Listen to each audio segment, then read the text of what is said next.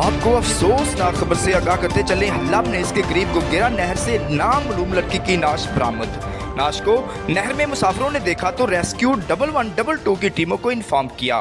Rescue टीमों ने नाश को निकालकर मौजूदा थाना सरैम्बुल की कस्टडी में दे दी, जिस पर SHO मोहम्मद इकबाल ने नाश को बरामद करके लड़की के वर्सा की तलाश शुरू कर दी।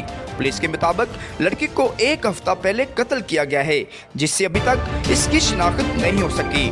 किसी भी खबर या अपडेट्स के लिए देखते रहें हल्ला न्यूज़।